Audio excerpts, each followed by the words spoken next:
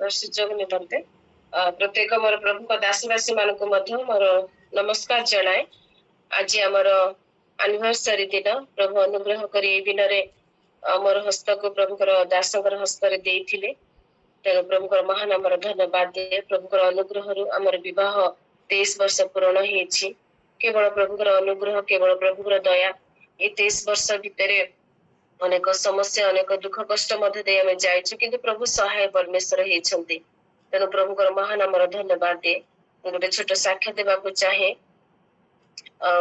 गत वर्ष कोरोना समय असुस्थता मध्य दे प्रभु हमको पढ़ी नौथिले सेतेबेळर साक्ष्य। हठात मो जेतबे 4टा रात्रि एंती प्रार्थना रे बसिबा मो आरंभ रु ही माने अष्टम श्रेणी पढुथिबा समय रु ही 4टा रात्रि उठे पाठ पढ़िबा निमंते उठे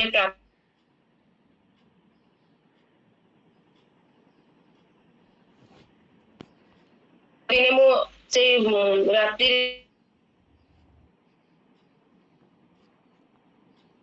प्रभुकर दासंग ऊपर गोटे असुस्थता आसीबा सपनाटा मु देखिली।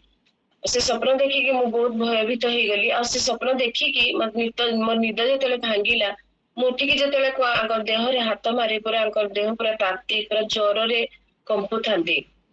से राति रे मु सपन देखिची से भोर रु जेतले 4टा राति उठिकी देखिला शरीर रे एते असुस्थ एते ज्वर जे कहा न जाए।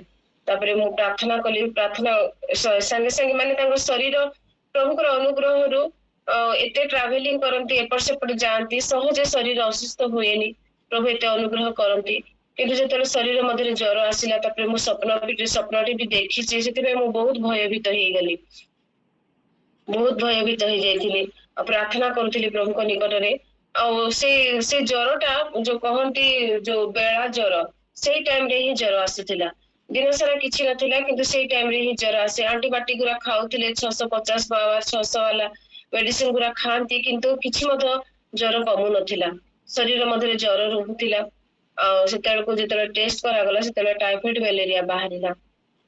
किंतु प्रभु अनुग्रह कले प्रभु दया कले प्रभु सहायकारी परमेश्वर हेले। हुए तो किछि कष्टदायक नथिला किंतु प्रभु महान परमेश्वर हेले। प्रभु स्पर्श कले सुस्थता प्रदान कले। मोर साक्ष्य कहबार मान होछि जे असुस्थ हेबा पूर्व प्रभु मते जणैथिले। मो स्वप्न देखिली से प्रकार भयंकर स्वप्नटी गोटे मु देखिथिली जो द्वारा कि मु बहुत भयभीत हो जाइथिली एवं प्रार्थना करूथिली। जेतेबेले भी तांको शरीर मते को ज्वर आसे जाके आंठी की प्रार्थना करे प्रभु तुमे दया कर स्पर्श कर एवं सुस्थता प्रदान कर। प्रभु तांको स्पर्श कले सुस्थता प्रदान कले। ते प्रकार आमे थरे मध्य धळपुर बोली गोटे ग्राम रे गोटे कार्य से स्थान रे थिलु। कंपासन प्रोजेक्ट रे आमे कार्य करूथिलु। से स्थान रे कार्य करूथिबा समय मध्य जेहेतु सेरा टिके गाँ एरिया सब गाँ को जीवाकू पड़े। अन्य परिवार गुडी को सान सान पिला मान घर मान को जो माने आसंतिनी से मान पाख को जाइकी कोन पे आसंतिनी से बुझा बुझी करी पुणी प्रभुकर कथा कहि के आमे आसु। ए प्रकार अनेक छोट छोट ग्राम गुडी को मध्य जाउथिलु। से स्थान रे मध्य हठात नुआ भाबरे आमे जाइथिलु। काहाकू किछि आमे जानि नथिलु। से ग्राम रे मध्य से प्रकार हठात शरीर असुस्थ हेथिला। प्रभु अनुग्रह करथिले सुस्थता प्रदान करथिले। प्रभु पढ़ी आनिथिले। प्रभुकर महान आमर धन्यवाद दोछि प्रशंसा करूछि। ए 23 वर्ष भितरे मो शरीर मध्य से प्रकार असुस्थता मध्य दे जाइछि। प्रभु मते मध्य सुस्थता प्रदान करिसथि। मो अनेक समय मोर मध्य साक्ष्य देछि जो असुस्थता मध्य दे मो जाए अनेक तो अछंती मेडिकल जीवाकू डरंती। मो मध्य सेथिरु जणे मेडिकल कथा कहले मते बहुत डर लागे। औषध कथा कहले मो बहुत डर लागे। जो असुस्थता गुडी को मो शरीर मध्य को आसे मो प्रार्थना करे प्रभु असुस्थता आसीछि तो मते क्षत दे क्षत बांधिबा परमेश्वर तुमे तो सुस्थकारी परमेश्वर। मते तो असुस्थ आसीछि किंतु तुमे मते सुस्थ कर तुमे ही मते दया कर। प्रभु मते मध्य से प्रकार अनुग्रह करिसंती दया करिसंती सुस्थता प्रदान करिसंती। स्वामी स्त्री करी आमके पर्यंत प्रभु पढ़ी आनिसंती। सेवा कार्य रे मध्य व्यवहार करिसंती परिवार रे मध्य रखिसंती अनुग्रह करी कोलपूर्ण करिसंती एवं ए प्रकार गूगल मीट गुडी को परिवार गुडी को सहित हमको संपर्क रे आनिसंती। तेणु प्रभुकर महान आमर धन्यवाद दे। प्रार्थना करिबा भाई भणी मान को हमको देइछंती। हमको प्रेम करूथिबा भाई भणी मान को देइछंती।